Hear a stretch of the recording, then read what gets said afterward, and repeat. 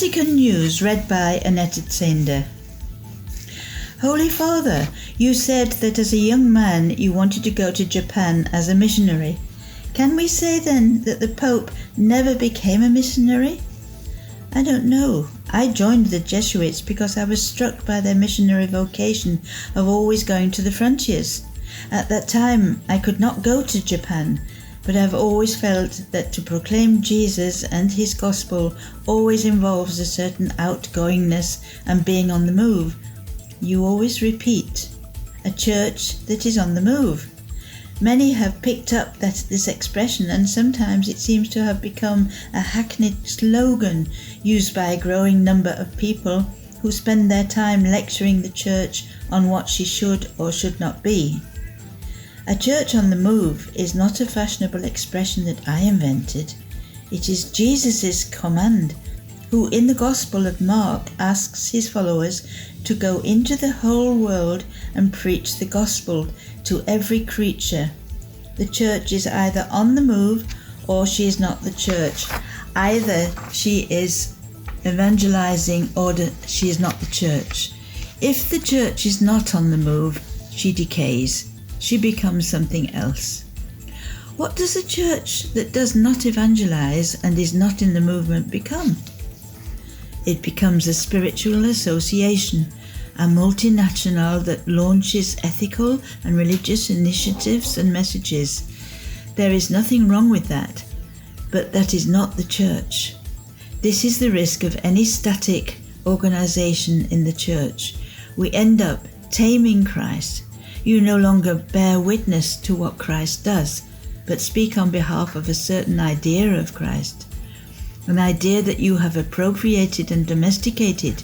You organize things, you become the little manager of ecclesiastical life where everything happens according to an established plan, to be followed only according to instruction.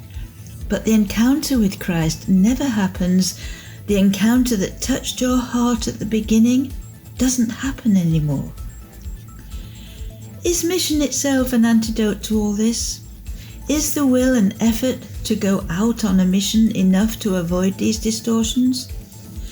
The mission, the church on the move, is not a program, an intention to be carried out by sheer force of will. It is Christ who makes the church go out of herself. In the mission of evangelization, you move because the Holy Spirit pushes you and brings you. And when you get there, you will realize that he is already there and waiting for you. The Spirit of the Lord arrived first. He has already prepared the path for you and is already at work. In a meeting with the Pontifical Missionary Societies, you suggested that they read the Acts of the Apostles as a habitual text to pray over. Why is it a narrative at the beginnings rather than a modern strategy missionary manual?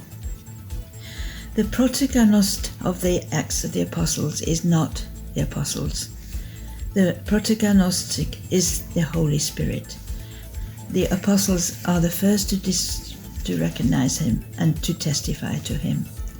When they communicate the decisions established by the Council of Jerusalem to the community in Antioch, they write, "We, that it was the Lord who daily added to their number those who were saved rather than the persuasive efforts of men."